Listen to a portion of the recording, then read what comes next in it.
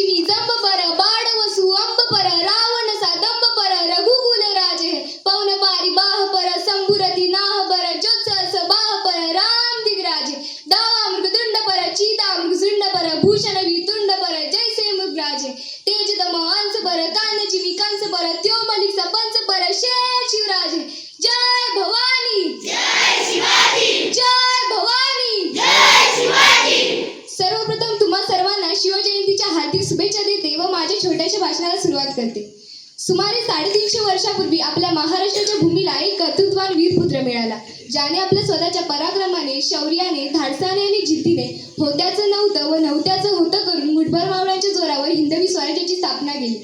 त्यावेळी अनेक परकीय सत्ता या महाराष्ट्रात धुमाकूळ माजत होत्या. मुघलांच्या कैदेत लाखो मराठा सैनिक खितपत पडले होते. स्त्रियांची अब्रू लुटली जात होती.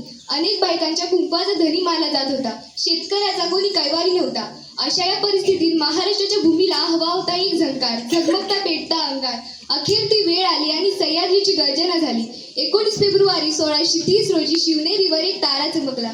जिजाऊच्या पोटी शिव जन्मला. मानाचा मुजरा करते छत्रपती शिवाजी महाराजांना, ज्यांनी मराठी मातीत भगवा झेंडा रोवला.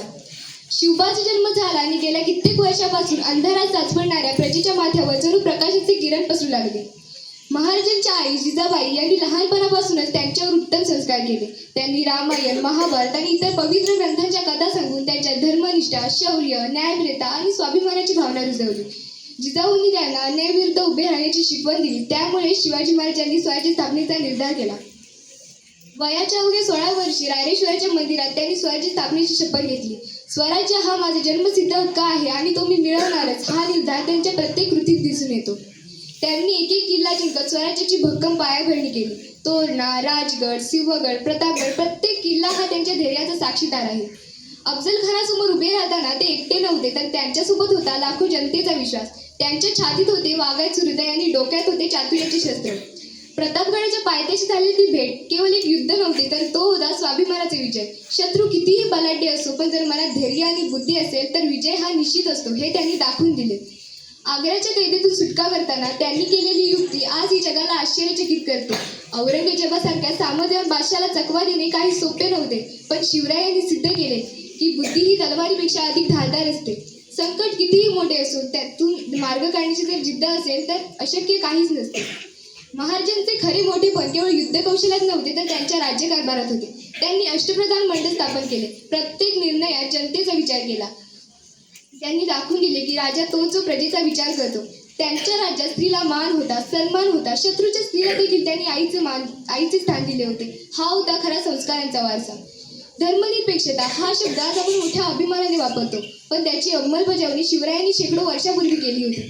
त्यांनी कोणत्याही धर्माचा द्वेष केला नाही. त्यांच्या सैन्यात विविध धर्माचे लोक होते. त्यांच्यासाठी महत्त्वाचा होता तो फक्त माणूस आणि त्याची निष्ठा. शिवरायांपूर्वी अनेक राजे होऊन गेले. शिवरायांनंतरही अनेक राजे उदयास आले, पण सर्वात आदर्श राजे म्हणून ओळखतात ते फक्त छत्रपती शिवाजी महाराज. याचे कारण आहे त्यांचे स्वराज्याबद्दल असणारे प्रेम, निष्ठा व निष्कलंक चारित्र्य. शेतकऱ्याच्या भाजीच्या देठालाही हात लागता कामा नये असे मन शेतकऱ्यावर जीवापाड प्रेम करणारे व पर स्त्रीला आई समान मानणारे छत्रपती शिवाजी महाराज हे एकमेव प्रजाध्यक्ष राजे होते. खरं तर छत्रपती शिवाजी महाराज हे नावच असं आहे की त्यांच्या नावातील प्रत्येक अक्षर हे त्यांच्या पराक्रमाची व कार्याची महती सांगणारे व सर्वांना प्रेरणा देणारे आहे. 36 हत्तींचे बळ असणारे, त्रस्त मुघलांना करणारे, परत न फिरणारे, तिन्ही जगात जाणणारे, शिस्तप्रिय, वाणीचे तेज, जिजाऊचे पुत्र, महाराष्ट्राची शान, हार न मानणारे, राज्याचे हितचिंतक, जनतेचा राजा म्हणजे छत्रपती शिवाजी महाराज. शिवरायांनी अनेक शत्रूंचा पराभव केला होता. त्यांच्या शत्रूला देखील त्यांची पुण्याई माहीत होती. हे मी तुम्हाला एका प्रसंगातून सांगणार आहे. ज्यावेळी छत्रपती शिवाजी महाराजांनी शाहिस्तेखानाची बोटे छानली ना राजमहालात, त्यावेळी शाहिस्तेखानाची बहीण पळत पळत आली आणि शाहिस्तेखानाला म्हणते, वो नराधम शिवा मेरी बेटी को उठा ले गया. यावर शाहिस्तेखान म्हणतो, वो शिवा किसी की उंगलियां काट सकता है, वो शिवा किसी की गर्दन मार सकता है, पर किसी माँ बेटी को हाथ नहीं लगा सकता.